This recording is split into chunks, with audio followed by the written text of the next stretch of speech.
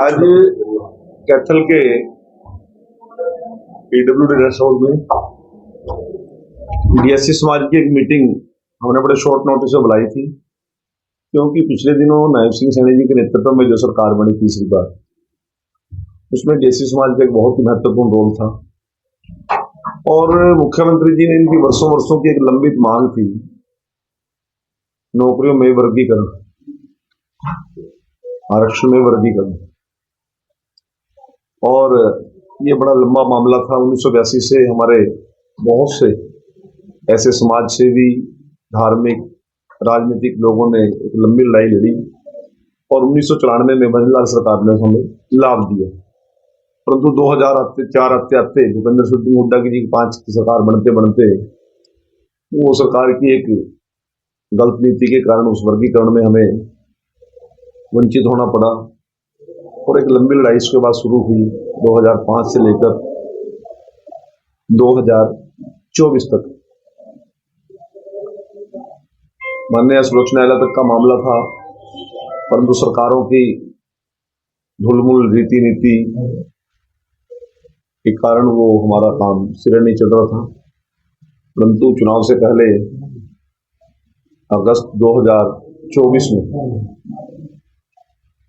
Supreme court का 5 sitting जज ने फैसला दिया और हमारे लोगों को उस वर्गीकरण के लाभ के लिए सरकार को हिदायत दी कि किसी भी प्रदेश की सरकार यदि चाहेगी कि उनको लगता है कि शोषित पीड़ित वर्ग के साथ अन्याय हो रहा है तो वो निर्णय ले सकते हैं।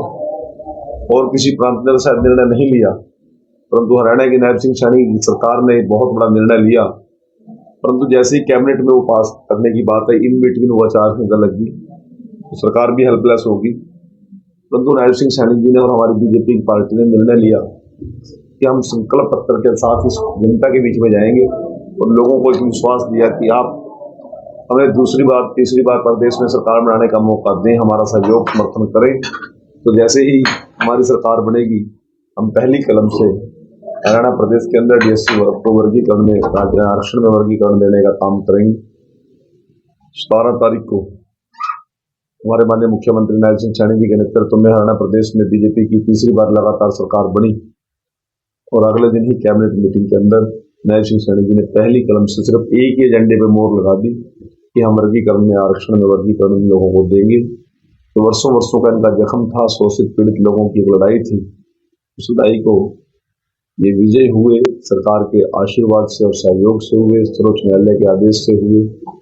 तो हमने मुख्यमंत्री जी को मुख्यमंत्री आवास में जाकर आभार प्रकट किया।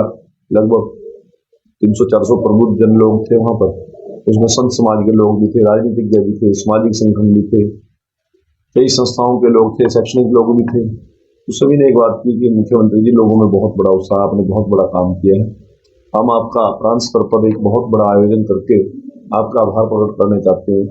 तो मुख्यमंत्री जी ने उस समय दिया और 24 तारीख तय की एकलव्य स्टेडियम जींद के अंदर ये सम्मान समारोह मुख्यमंत्री जी का डीएससी वर्ग द्वारा किया जाएगा। आज उसी बात को लेकर मैं इन सभी लोगों को निमंत्रण देने के लिए, न्योता देने के लिए, 24 तारीख के कार्यक्रम को भव्य और सुंदर बनाने के लिए इन लोगों के बीच में आके ये बात मैंने रखी थी और लोगों ने ये न्योता स्वीकार कर लिया।